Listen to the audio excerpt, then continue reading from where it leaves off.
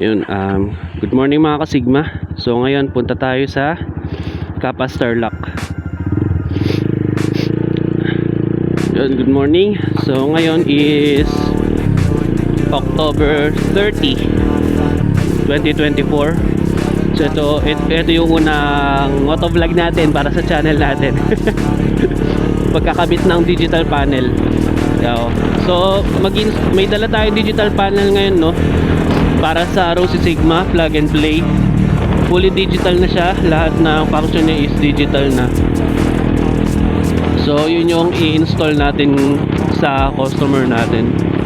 So usapan namin na ako yung mag-i-install. Well, siya yung nag-insist.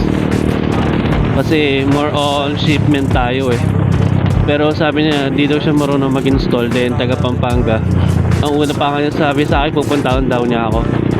Pero sabi ko sa Kapas na lang kasi sobrang layo kung sa amin pa. Usapan namin na sumebe ng oras. Yung mga pagbabago, no? Changes sa digital panel natin na masasabi kong improvement naman siya. Yung isang major improvement doon sa digital panel natin is yung plating. No, yung una kasing material ng plating natin is well considered naman siyang PVC, no. Yung mga display sa labas, yan, ganun yung material niya. Consider siya na PVC pero hindi katulad ng PVC na iniisip niyo na matigas. So sinubukan ko, ginamit ko siya nung nasa beta version yung digital panel. Okay naman siya, pero kung napapansin yung naka-stock ako ngayon, kasi yung sa akin, yung personal use ko, pinag-experimentohan ko, binuksan ko. Kasi gusto ko siyang subukan na gawing hindi colored, yung typical na digital. So binuksan ko siya and hindi nag-success, pero gumagana pa rin siya. Pero sinubukan ko siyang ibalik. So nung ginamit ko ulit siya, sakto umuulan, nakita ko yung screen niya is nagpapag. Ibig sabihin pinapasukan na siya ng tubig, hindi siya selyado. So yun din yung isang confirmation ko kung bakit okay siya sa nababasa yung digital panel natin. Kasi nung ginagamit ko siya bago ko siya buksan, hindi naman siya nagpapag na gano'n, hindi siya pinapasukan ng tubig. So nung binuksan ko siya, siguro nagkaroon na ng siwang kahit na sinilyuhan ko yung gilid, is doon siya nagkaroon ng tubig. So naniniwala naman ako na hindi siya madadamage ng tubig kasi dapat in the first place nagpapag na rin yung screen niya dito. So yun yung hindi nangyari. So ngayon hindi siya naka-install kasi yun na lang yung ginagamit kong basis para sa mga wirings ng mga orders sa atin. So yun, balik tayo dun sa topic, yung sa may plate ng ating digital panel. So nag-upgrade tayo ng, instead na yung dating material is totoong plastic na talaga siya. Siguro yung thickness niya, siguro masasabi ko mga 3mm or 2mm yung thickness niya. Ganun. So matigas siya. Then ang kinagandahan nun is pwede siyang pinturahan, no. So kung order kayo, ako nang bahala magpintura.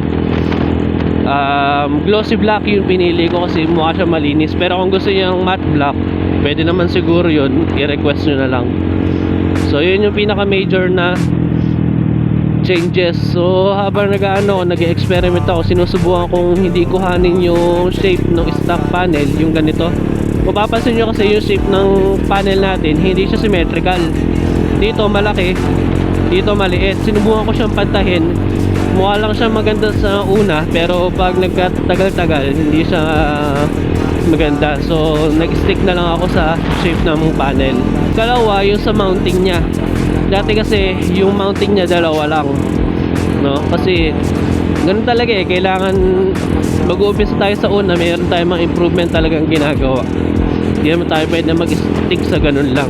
So yung improvement sa ating mounting is mas matibay na siya, no? Nakadikit na talaga siya sa may plate, and then naka-shape siya para maging matibay. Then naglagay na rin ako ng dalawang support dito sa may taas at sa baba para talagang hindi siya gagalaw. Nasaan na ba tayo? Tingin ko Concepcion na to eh. Yun. So, update ko kayo guys kapag nandun na tayo sa may kapas. Pag na-meet ko na yung customer, then tuloy natin yung vlog natin. Alright?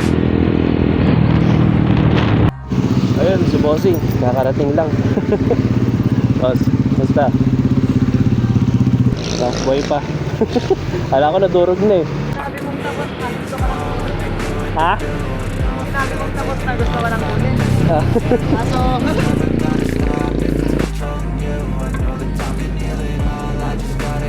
Yung sa may ano lang nito boss, yung pinagkaiba lang niya sa may ano, yung sa may gas gauge niya. Oh, ito kasi diba yung gauge niya 5, 5 bar. Ito kasi 6. bale, so, huwag ka lang mapaloko. Oh, hindi ano lang yan, kumbaga para lang siyang mas mababa ng ano ng 1 bar. Yun lang ang pinag kasi 6 bar siya eh. Eh ano pala nangyari dun sa ano? Di ba pinaayos mo to? Pinargahan ng ano, Lang? lupa. Lupa. Yung dito? Ay, ganito pala isa yun ah. Wait lang, kuha ko nyo. Oh, dala ko sa akin. Ayan.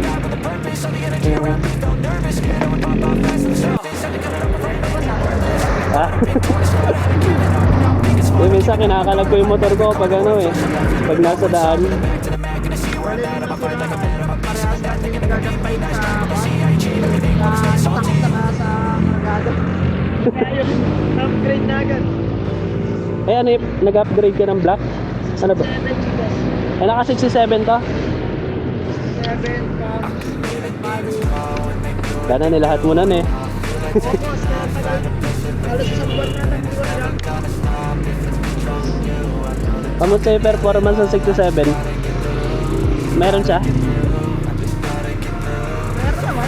Meron na. Pero kulang pa. Kulang pa. Naging endurance nito eh. Oh, parang, Ay, 2016 nata, 17. matagal na siya eh. Medyo iba kasi dito niya eh.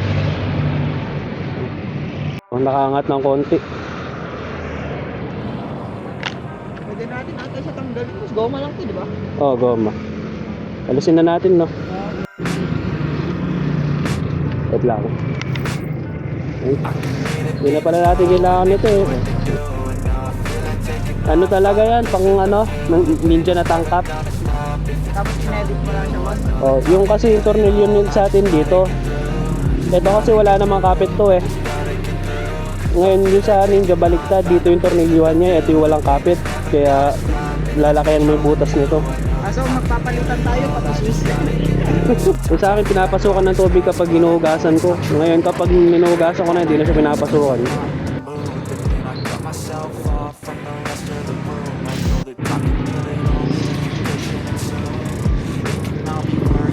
No, ito wala sa usapan to pero ay tawa siya. Eh binili na rin niya yung tangkap ko. Ayan na. Wala na, uwi na ako ng tangke. Dumi. Tara. Ayun. Ayan, nabudol na yung tangkap ko yan. Sa kanya na yan. Okay, boss, thank you. Thank you. Yun, tapos yung transaction natin na. Okay. Ayun, nabudol na yung tangke ko. Thank you. Ayan, iniwanan niya sa akin yung tangke. Iniwanan niya sa akin yung tangkap niya. Para makauwi pa ako. Gagamitin ko muna isla ko. Yan. Yun, so papagas muna tayo. Wala na tayong gas. Kailangan ko muna magpagas kasi once na sinara ko to,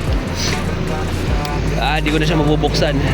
Mabubuksan ko lang sa bahay. So pagas muna tayo din. Uwi tayo ng bahay. Tara. Ayun, no, nakapagpagas na tayo. Then pauwi na tayo. Hindi ko alam kung paano tatapan. Wala yung susi. Ayun, okay na. So, uwi na tayo. Tapos na yung transaction natin. Nabudol yung tangkap natin. Order na tayo ng bago. So, ayun. Salamat kay Bossing, no? Wala sa usapan yung tangkap eh. Nabudol ako eh. So, So yun, all working yung digital panel natin sa kanya kahit old model. So meron ako nalaman yung mga old model pala iba yung sa may rubber niya, sa may lalagyan na ng speedometer. So kailangan namin alisin, pero buti merong mount na maliit, yung washer na malaki. So nalagay pa rin namin. So ngayon pauwi na tayo. So time check, alas 10 na. Usapan namin alas 9. So isang oras lang yung naging transaction namin. Bale, galing pa sa trabaho si bossing, kaya kailangan na rin niya magpahinga. Hindi natin pinatagal. Yun na tayo, at tayo may pasok pa. Last day ng duty. Right, so pauwi ko, alisin ko muna itong tangkap. Grabe, talagang dinispose na yung tangkap nyo. Loko yun ah. Well, yung advantage naman kasi nung pinalit natin sa kanya is hindi na siya pinapasukan ng tubig. Yun kasi yung main issue nitong tangkap natin. Hindi na siya pinapasukan ng tubig. Tapos, dahil sa wala na siyang susi, hindi na siya mahirap buksan kapag nababasa or pag natetenga. Kasi yun yung mahirap dun eh, kapag nabasa yung susian, mahirap siyang buksan. Minsan mahirap din isara. Minsan talagang hindi mo siya mabuksan. Kaya kapag nasa gas station ka, magbubukas ka, din minsan pahirapan, nakakahiya na rin. So, ang isang concern ng iba is wala daw lock. Well, we understand naman yun kasi syempre security niya is walang lock. Pero ang sa akin naman, ang side ko naman dyan is wag natin ilalagay yung motor natin sa maraming loko-loko, diba?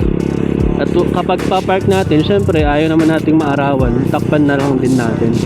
Kasi sabihin natin meron tong lock, kamusta naman yung lock no sa may engine side, yung pinaglalagyan ng langis? Yun, wala ring lock yun. So paano yun, diba? Yun nga, may nag-issue yung motor ni bossing. Do kahit merong lock, nakwento niya kasi sa akin, walang lock merong lock tong tangke niya. Ito, may lock naman, kaso pinagtripan naman yung makina niya. Nilagyan ng buhangin yung pinagpapasukan ng langis kapag nag-change oil tayo.